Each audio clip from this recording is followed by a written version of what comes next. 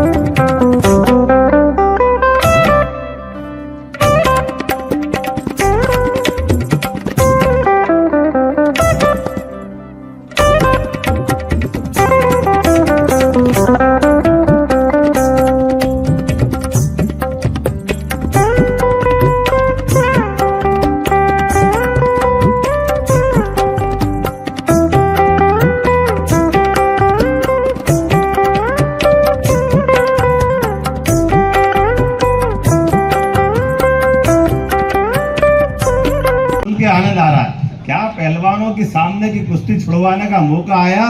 ये जो पहलवानों के माध्यम से सच में हमारे यहाँ यही तो पौष्टिकता थी, कुपोषण का सवाल ही नहीं। जिसके घर में गौ माता, उसके बच्चे सही पूरे परिवार वाले वैसे ही स्वस्थ रहते हैं। ये अपने आप परमात्मा की लीला। काय के लिए संडे हो या मंडे फालतू की बात, काय के खाओ अंडे जबरदस्ती, जो अंडे रंडे उनको खिलाते रहो, अपना तो गो गाय का दूध पियो और मजे लो। होना चाहिए कि नहीं होना चाहिए। ये जो हमारे पोषक तत्व है, गौ माता का गो दूध है। मैं से मंच में से कैलाश जी भाई साहब भी कह रहे थे, मैं भी कह रहा हूँ, तुलसी भैया, हम सब, आप भी सब, अपने बताने की जरूरत नहीं। जो गाय का दूध का रोज आनंद लेता है, गौ माता के घी का जो आनंद लेता है, वो कई सारी बीमारियां भी समाप्त करता है और अपने जीवन में ऐसे कई सारी चीजों से, रोगों से लड़ने के लिए गौ माता का कवच हमारा जीवन सुरक्षित करता है। मैं आज के इस अवसर पर बेटी जिसने वो गोवर्धन क्या शर्मा बेटी पेंटिंग बनाई, गोवर्धन बनाया, जोरदार अभिनंदन करो उसको। 11,000 रुपया अपनी व्यवस्था से भी जोरदार अभिनंदन करो। 5,000 तो नगद मिले ही मिले। आपने यहाँ से कलेक्टर नोट करना, 11,000 रुपया बेटी को अपनी एक तरह से प्रोत्साहन तो देना चाहिए। ऐसा कितना बढ़िया पहाड़ बनाया और पहाड़ के ऊपर गोवर्धन नाथ जी, ऐसे लग रहा है कि जैसे कोई अभी इतने से बात ही करेंगे। भगवान का आशीर्वाद है, साक्षात परमात्मा को प्रकट कर दिया ऐसा लगता है। मेरी अपनी ओर से आज के इस अवसर पर महापौर जी को बधाई देना चाहूँ। पुष्यमित्र भार्गव जी, आपने कहा कि शुरू में ऐसा लगता था कि पैसा तो रोज जाता है, लेकिन गौ माता ठीक से खड़ी नहीं होती थी। उनकी कोई बीमारी हो, कोई झंझट हो तो गाय को पता नहीं कितने प्रकार से दूसरे कष्ट आते थे। लेकिन आज बदलते दौर में सारे वर्गीकृत रूप से गौ माता को रख रहे हैं कि जो बच्चे हैं वो अलग रहने वाले हैं, जो बीमार है वो अलग रहने वाली है।